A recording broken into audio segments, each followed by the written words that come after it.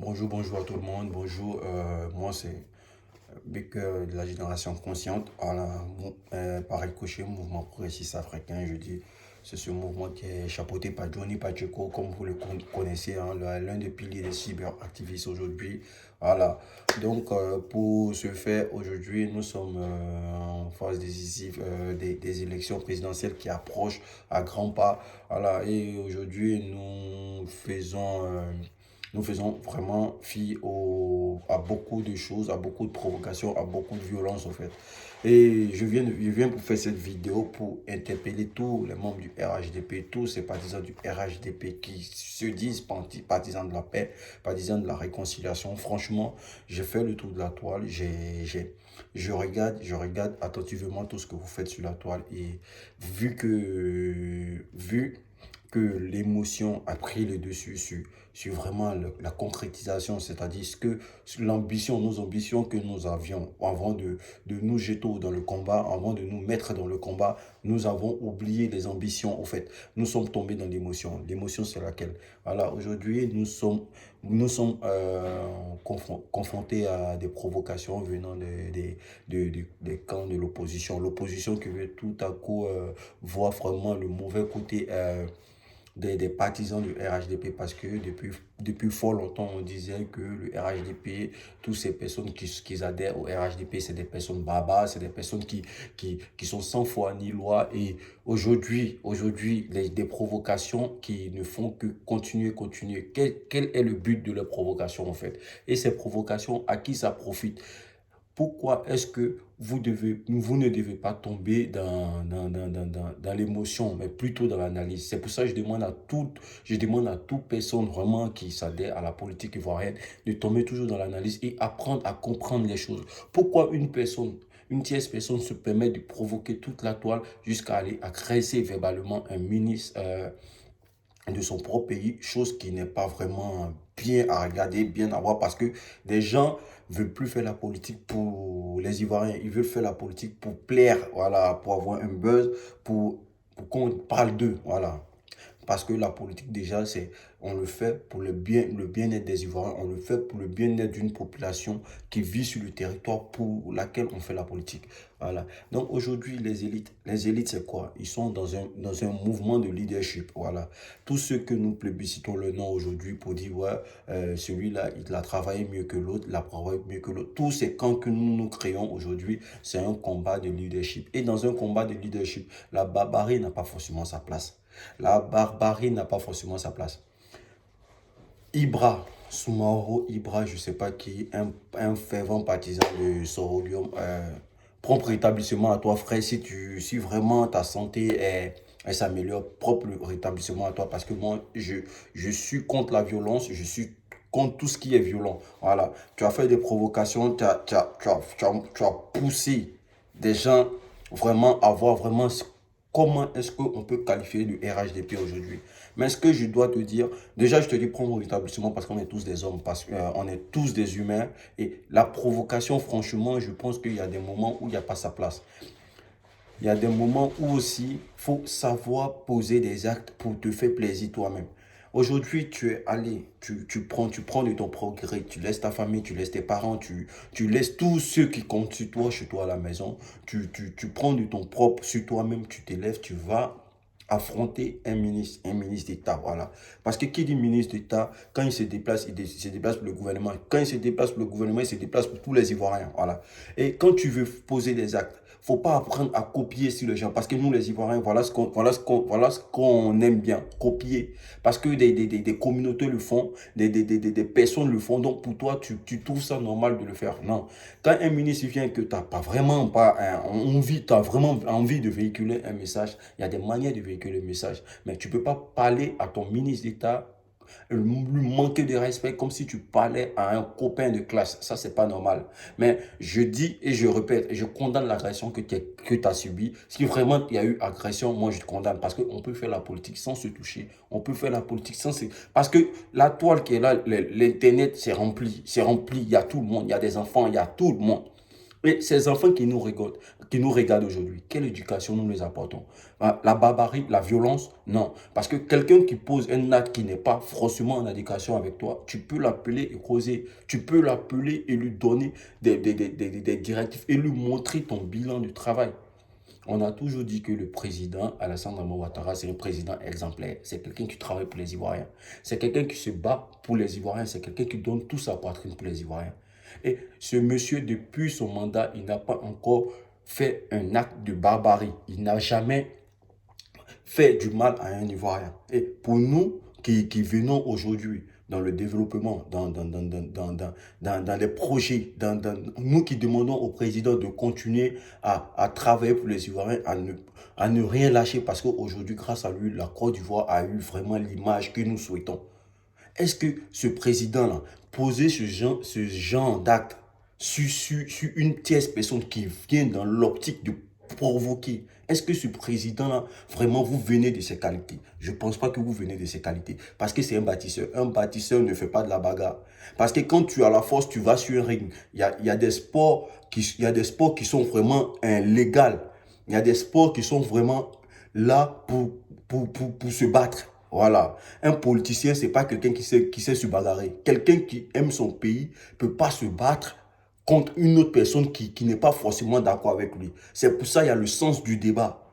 Mais si aujourd'hui, vous trouvez que Soumaoro Ibra, le soroïste, il est allé agresser le ministre, c'est au ministre, c'est pas à vous de faire justice. C'est au ministre de prendre des gens de la sécurité qui sont vraiment dans la liste française, parce que quand tu prends une sécurité auprès de toi, ces gens de la sécurité, quand ils agissent dans la loi.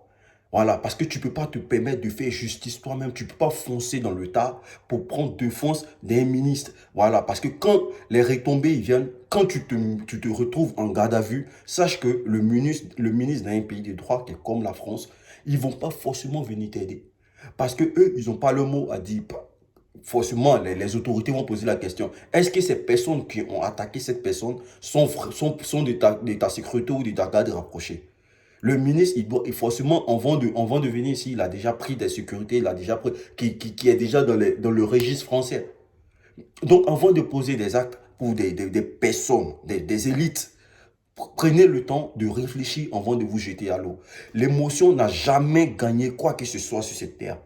C'est pour ça que tous ces pays en voie de développement, tous ces pays qui se sont développés aujourd'hui, ils ont toujours travaillé dans l'analyse. C'est pour ça que je fais toujours mes vidéos pour dire à la jeunesse de toujours rester dans l'analyse, de toujours penser au développement de la Côte d'Ivoire. Il n'y a qu'avec le développement que nous pourrons fermer la bouche de tout ce qui est adversaire, tout ce qui est adversité politique. Voilà. Mais cette barbarie qui s'est passée, je vous dis simplement à qui ça profite. Ça profite à l'opposition. Ça profite à l'opposition. Qu'est-ce que l'opposition va faire? Ils vont prendre ça comme un plat doré sur un truc pour commencer à indexer. Parce que c'est une personne qui a fait la barbarie. C'est une personne qui a agressé physiquement. Parce que l'agression, déjà, elle était verbale. Donc, on peut s'agresser verbalement sans toucher quoi que ce soit. Parce que l'être humain, déjà, je ne souhaite jamais la mort d'Ibra. Je ne peux jamais souhaiter la mort d'Ibra. Quelque chose qui se passe, même s'il n'est pas du bord politique que je soutiens, je ne peux pas souhaiter la mort d'Ibra. Voilà, parce que ce coup qui est parti, ça pouvait lui perdre la vie. Et ça, on a déploré ça avec Johnny Pacheco. Si aujourd'hui, c'est autour d'Ibra, Dieu merci qu'il s'est réveillé. Dieu merci que ça va chez lui. Moi, j'espère que ça va. Mais en aucun cas, je vais souhaiter la mort d'Ibra. Parce que la politique, ce n'est pas le coup de poing. Quand c'est le coup de poing, si tu es vraiment fort, que tu as la force, tu vas t'inscrire dans un truc de MMA, tu vas t'inscrire dans une école de MMA ou une école de karaté. Là, on sait que tu fais du combat. Mais la politique, ce n'est pas un combat. Donc, à qui ça profite? Ça profite à l'opposition. L'opposition, ils ont eu une faille, comme quoi, où ils vont commencer à plébisciter, ils vont commencer à dire, oui, les gens du RHDP, c'est des barbares, ils ont envoyé les barbaries en France, ils ont envoyé les barbaries. Mais ce que je veux faire comprendre à toute l'opinion publique et à toute l'opinion internationale, c'est que tous les membres du RHDP n'étaient pas, tous les membres du RHDP, tous les membres du RHDP n'étaient pas au salon de l'agriculture. Il y a des membres du RHDP qui prennent le temps, d'analyser des situations. Le ministre Adjoumani, lui, il avait pour lui de prendre sa sécurité, sa garde rapprochée. Et si c'est des gens, des fanatiques, parce que la politique, c'est ce qui fait défaut, au fait. Ça ne sert à rien d'être fanatique. Quand tu fais de la politique, tu fais de la politique pour les Ivoiriens. Tu parles pour les Ivoiriens. Le fanatisme n'existe pas dans la politique. Le fanatisme n'existe pas dans la politique. Tu ne peux pas aimer un politicien plus que ta propre vie. Ta vie doit te coûter cher qu'un politicien. Voilà. Moi, j'aime le président Alassane Ouattara. J'aime le président Alassane parce qu'il bâtit, il fait des trucs. Mais je peux pas tomber plus fort dans Alassane Ouattara que ma propre vie. Ça, jamais. Donc, pour rien au monde, je vais poser des actes qui vont me condamner pour Alassane Ouattara. Ça, jamais. Donc, apprenez à réfléchir. Nous sommes dans le sens du débat. La politique, ça doit être débat et non des agressions. Donc, je vous en prie beaucoup. En force de faire ça, vous salissez le nom des personnes qui ne sont pas vraiment collées à ces gens de désordre. Donc, aujourd'hui, ce qu'on peut dire, Ibra, on s'excuse de ce qui s'est passé. L'agression, si ça aurait été verbal, on allait toujours se moquer de toi, de tes verbes que tu as fait sortir. Agressation, lac et tout. Non, ouais, ça nous enjaille. Nous, on préfère parler de ça. Mais du moment que ça va dans ce genre de truc, moi, je trouve que c'est pas bien. Parce que Johnny Pacheco, il a reçu ces mêmes coups ici, on n'a pas accepté. Et toutes ces personnes qui sont en commentaire, qui incitent des gens à poser ce genre d'actes, arrêtez ça maintenant. Arrêtez ça maintenant. Parce que quand les gens ils paient le prix fort de leur connerie, les bêtises, parce que vous les encouragez en commentaire, je vous le jure, hein, ici, quand on te met les Français, ils peuvent gâcher ta vie pour un seul truc. Toute ta vie, c'est-à-dire tout ce que tu es venu chercher ici, ils peuvent crier ça pour seulement une bêtise que tu as commise pour quelqu'un que tu ne connais même pas. Les politiciens, ils ne nous connaissent pas. C'est nous, on les connaît. Sinon, eux, c'est forcément que quelqu'un parle de toi pour qu'ils sachent qui tu es. Sinon, eux, ils ne nous connaissent pas. Ils ont besoin de nous quand ils ont vraiment besoin de nous. Sinon, quand ils sont assis, personne ne parle de qui que ce soit. Nous, on fait ça pour le peuple ivoirien, on fait ça pour la jeunesse ivoirienne. On demande au président de faire beaucoup de choses pour les Ivoiriens. C'est tout ce qu'on demande. Donc, je demande à tous les cas du RHDP, à tous les membres du RHDP, de quitter dans l'émotion. L'émotion n'a jamais fait avancer un tel truc. Tous ceux qui sont dans l'émotion vont danser à Trocadéro, vont danser à la haie. Parce que pour eux, l'émotion, c'est tout ce qu'ils peuvent faire pour évacuer toute les haine. Voilà. Il faut danser à Trocadéro, il faut danser à la haie à chaque fois. Pour oublier les Ivoiriens. Parce que pour eux, quand tu vas danser à Trocadéro, quand tu vas danser à la haie, tu t'occupes des Ivoiriens. Alors que les Ivoiriens n'ont plus autant de danser. Donc, sortez de l'émotion. Déjà, on a du concret. Le concret, c'est quoi? C'est le débat. Qu'ils viennent prouver qui a fait mieux que le président, c'est tout. Voilà. Donc, j'espère que beaucoup de personnes vont comprendre mon message sans invectiver personne, sans blesser quelqu'un. Le RHDP, je me dis, c'est un parti de débat, c'est un parti concret. Voilà, c'est pas un parti qui bavarde. C'est pas un parti qui agresse. Moi, en aucun cas, je peux agresser une personne pour des prises d'opposition. Tu es libre de prendre. Mais ne faisons pas des trucs pour donner de la voix aux élites. Voilà. Parce que c'est ça qu'ils attendaient. Ils vont essayer de dorer ça maintenant pour dire, voilà, hein, on vous a dit que le RHDP, c'est des barbares, c'est des gens, c'est des ceci, c'est des cela, c'est des cela. Alors qu'on n'est pas des barbares, on n'a jamais été des barbares, on est des personnes dotées de raisons. Dans la vie, il faut être doté de raisons, faut savoir ce que tu veux. Bon, je passe sur ça. Par rapport au sujet, le policier qui s'est fait gifler par un Tunisien, un Libanais et que dalle, moi, j'en ai rien à foutre parce que ces personnes-là, depuis belle lurette, ils sont à Abidjan.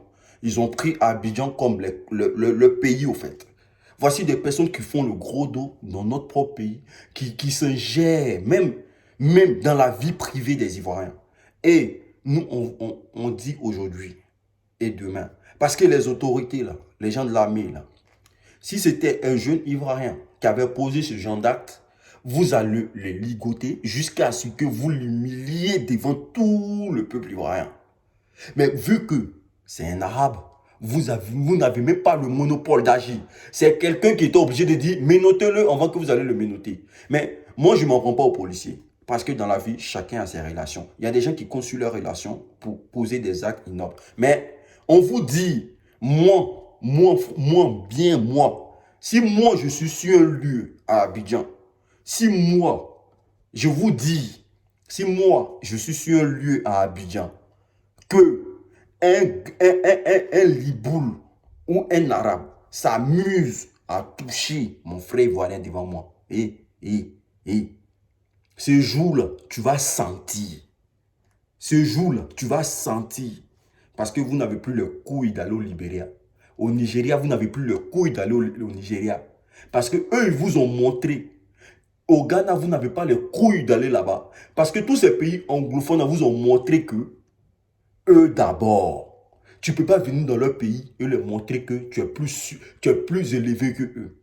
Mais il n'y a que les pays francophones qui baissent toujours leurs frocs pour que ces gens, ces énergumènes-là, qui ne servent à rien, là, des prisonniers, des personnes qui ne sont rien devenus dans leur pays, pour les faire avancer un peu, on les prend, on les envoie en Afrique de l'Ouest. Ouais, c'est des pays francophones, c'est des gens qui sont toujours abaissés. Allez-y là-bas. Mais nous, on fait partie des générations qui arrivent.